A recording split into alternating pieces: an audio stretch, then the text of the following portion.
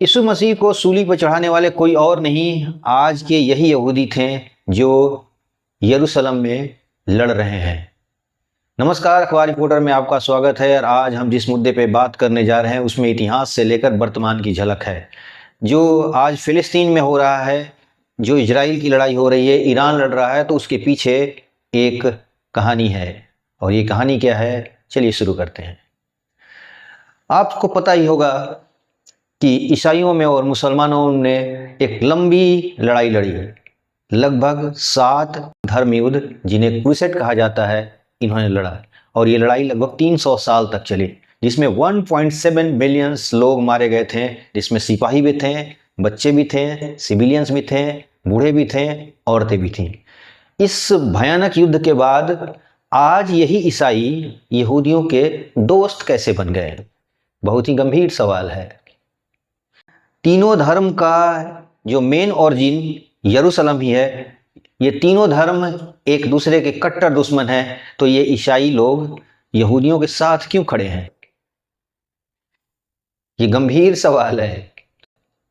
यहूदी कभी ईसाइयों के दोस्त नहीं हो सकते हैं, ना ईसाई यहूदियों के दोस्त हो सकते हैं, क्योंकि ईसाइयों ने यहूदियों को मारा है इतिहास में, और यहूदियों ने यीशु मसीह को सूली पर चढ़ाया है।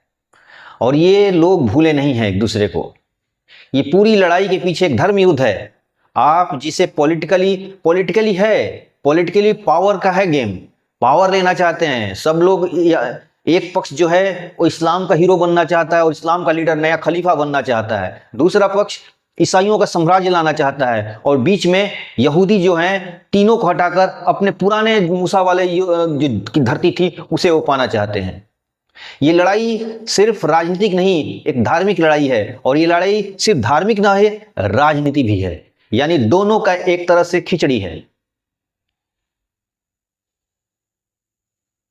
यहां पर ईसाइयों ने जब क्रूसेड के बाद उनको लगा कि हम मुसलमानों से अकेले नहीं जीत सकते हैं, तो उन्होंने समय का इंतजार किया। और उन्हें समय कब मिला? उन्हें समय मिला जब फर्स्ट वर्ल्ड वॉर खत्म हुआ और तुर्की उसमें हारा और ओटोमन्स खत्म हो गए।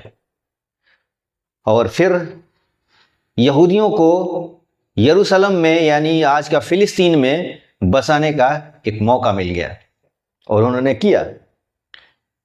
बिखरे हुए यहूदियों को एक धरती दिलाई जिसे आज हम इजराइल कहते हैं। और ये इजराइल आज युद्ध क्यों लड़ रहा है, इसके पीछे राजनीति तो है ही है, एक धर्म भी है, और पावर गेन का एक समीकरण भी है।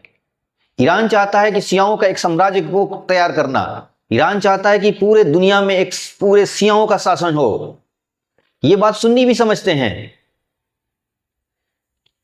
और सुन्नियों का लीडर बनना चाहता है तुर्की। जिस तुर्की ने हमेशा इजराइल को तो मान्यता दिया है वो, लेकिन वो ईरान को भी पसंद नहीं करता है। वो सुन्नियों का एक लीडर बनना चाहता है। वो पुराना गौरव को चाहता है, जो गौरव उस जमाने में ओटोमन्स के समय हुआ करता था। तुर्की को लगभग एशिया और आधे यूरोप पर उसका कब्जा हुआ करता था। एक मजबूत साम्राज्य को अंग्रेजों ने, यहां अंग्रेज ना बोला जाए, यहां ईसाई बोला जाए, क्योंकि उसके नजर से हम ईसाइयों से हारे हुए हैं। भारत में खिलाफत आंदोलन उसी की एक कड़ी थी। उन लोगों ने खलीफा को खत्म कर दिया और अतातुर्क को बैठा दिया। अंग्रेजों ने अतातुर्क को बैठाया। अतातुर्क, जिसे मुस्तफा कमाल पाशा बोलते हैं, जिन्होंने आधुनिक तुर्की को आधुनिक बनाया, जिन्होंने तुर्की को एक सेकुलर कंट्री बनाया। लेकिन वो तुर्की अपना इतिहास नहीं भूला है। वो आज भी खलीफा बनना चाहता है। वो आज भी चाहता है कि हम खलीफा बन के पूरी मुस्लिमों का एक पुराना गौरव फिर से हासिल करें। यहूदी चाहते हैं कि हम फिर से पुराना इतिहास को खड़ा कर दें। मूसा जो अरफात की पहाड़ियों को पार करके इधर उधर बिखर गए थे, आज वो चाहते हैं तो फिर से हम एक वो सारा क्षेत्र को, जहां तक यहूदियों का पूरा लगभग अरब में अपना दबदबा हुआ करता था एक जमाने में, आज से फिर से अपना दबदबा चाहते हैं। लड़ाई इसी की है। यानी यहूदियों के कंधे पर हथियार चलाने वाले कोई और नहीं, ईसाई हैं। आज जो क्रिश्चियन लग रहा है कि यहूदियों के साथ हैं, जो यूरोप आज लगता है कि इजराइल के साथ है, वो सचमुच तो है नहीं। वो यहूदियों को आगे करके मुसलमानों से एक वॉर लड़ रहे हैं। ईसाई कभी नहीं भूले हैं कि यहूदी ही ईसा मसीह को सूली पर चढ़ाए थे, बिल्कुल नहीं भूले हैं। और मुसलमानों के लिए कोई काफिर, अगर पहला काफिर है तो यहूदी हैं, धार्मिक घोषित तो काफिर हैं। अगर यहूदियों का अजान होता है तो अपने कान बंद कर लेते हैं, मुसलमान अपने कान बंद कर लेते हैं। ये तीनों धर्म जो आपस में टकराव कर रही हैं, जिसका पूरा खामियाजा दुनिया भुगत रही है। ये वर्ल्ड वार होगा या जो भी है तो भविष्य की बातें हैं, लेकिन इतना तय है कि ये राजनीति के साथ साथ धार्मिक युद्ध है। ये जो 7 क्रूसेड लड़े थे ईसाई और मुसलमान, वो क्रूसेड अभी खत्म नहीं हुआ है। लगता है क्रूसेड खत्म हो चुका है, लगता है वो धर्म युद्ध खत्म हो चुका है, लेकिन वो धर्म युद्ध आज भी जारी है। पहले वो आमने सामने लड़ते थे, लेकिन अब यहूदियों के कंधे पर बंदूक रख के ईसाई मुसलमानों को चला रहे हैं। मुसलमानों को लग रहा है यरूशलेम पर यहूदी आ गए हैं जो काफिर हैं। ईसाइयों को लग रहा है आपस में तुम लोग निपट लो, फिर हम देख लेंगे। यानी ये युद्ध अगर इजराइल और ईरान यानी यहूदी और मुसलमानों में नहीं हो रहा है, ये युद्ध के पीछे रिमोट कंट्रोल और दिमाग ईसाइयों का काम कर रहा है। ये क्रूसेड है और कुछ नहीं है। ईसाई 2 दुश्मनों को आपस में लड़ा रहे हैं, एक तरफ यहूदी जो उनके यीशु के हत्यारे थे, और दूसरे मुसलमान जो क्रूसेड में बहुत से ईसाइयों को मारे थे और खुद भी बहुत मरे थे। तो एक चालाक शत्रु 2 शत्रुओं को आपस में लड़ा रहा है। यह है पूरी दुनिया को। इसलिए यह मत समझिए कि दुनिया बहुत आधुनिक है। दुनिया आधुनिक लगती है, लोग यूरोप वाले आधुनिक दिखाते हैं अपने आप को, लेकिन उनके अंदर ईसाइयत कूट कूट के भरा हुआ है। वो आज भी कभी नहीं भूले हैं। वो फ्रांस का लुई जो अपन क्रूसेड के लिए चला था, वो जर्मनी का सारे लोग मिलके, जो यूरोप वाले जो यरूशलेम में जो खून खराबे हुए थे, जिसमें काफी ईसाई मारे गए थे, काफी मुसलमान मारे गए थे, वो कभी नहीं भूले।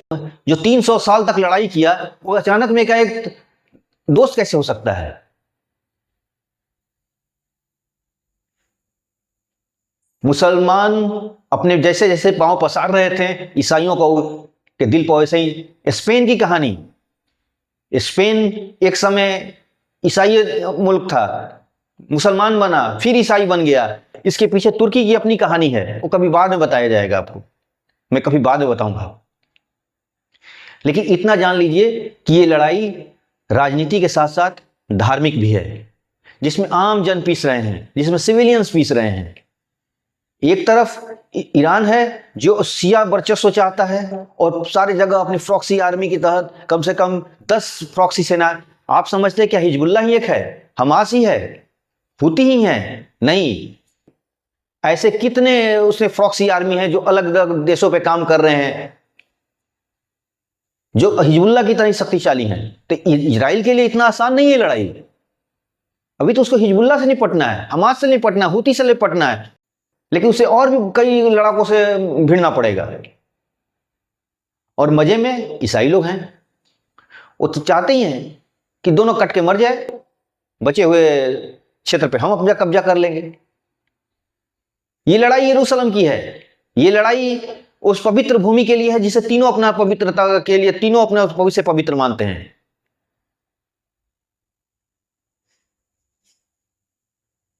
वो ईसाइयों का धर्म स्थल है, वो यहूदियों का धर्म स्थल है, वो मुसलमानों का भी धर्म स्थल है।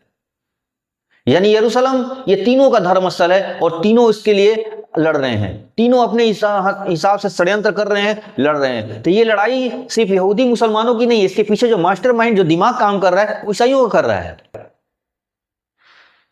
दुनिया को इस पर चर्चा करनी चाहिए, क्योंकि इसके सारे असर पूरी दुनिया पे हो रही है। लोग को लग रहा है कि यहूदी लड़ रहे हैं, लोगों को लग रहा है कि मुसलमान लड़ रहे हैं, लेकिन यहूदी मुसलमान नहीं लड़ रहे हैं। ये लड़ाने वाला कोई और नहीं, ईसाई ही है। ये मॉडर्न कंट्री जो दिखती है ना, यूरोप की, बहुत मॉडर्न है, ये लोग बहुत आधुनिक हैं, ये लोग धर्म को नहीं मानते, ऐसी बात नहीं है। ये कट्टर ईसाई हैं, ये कट्टर क्रिश्चियन हैं। दिखते नहीं है, दिखते मॉडरेट हैं, क्योंकि समय उनको मॉडरेट बना दिया। नहीं तो इन्होंने भी कई कई देशों को तबाह किया। ईसाई मिशनरियों ने काफी खून बहाया है। इसने इन ईसाइयों ने लाखों मुसलमानों की हत्या कराई है। तो इसलिए ये लड़ाई सिर्फ धार्मिक नहीं है, राजनीतिक भी है। सिर्फ राजनीति भी नहीं है, धार्मिक भी है, यानी दोनों मिला जुला है। आतंकवाद का जड़ भी यही है। पूरी दुनिया में जो पूरी विश्व में जो आतंकवाद फैला हुआ, इसके पीछे का जो कहानी है यही है। कभी मैं आपसे, अगर आगे हम जुड़े रहेंगे, मैं आतंकवाद पर एक विशेष रिपोर्ट लेकर आपके पास हाजिर होऊंगा, और मैं उसमें साफ साफ बताऊंगा कि आतंकवाद का मेन वजह क्या है, पूरी दुनिया में फैले हुए आतंकवाद का मेन इशू क्या है, उसके नीचे का ग्राउंड जो जमीनी हकीकत क्या है, धार्मिक है या राजनीतिक है या दोनों है। तो आज के अंक में इतना ही। आगे कोई और कहानी लेकर आपसे मिलेंगे। तब तक के लिए धन्यवाद। हमारे साथ बने रहिए। हमारे चैनल को लाइक कीजिए, शेयर कीजिए, सब्सक्राइब कीजिए। जुड़ने के लिए बहुत बहुत धन्यवाद। Thank you.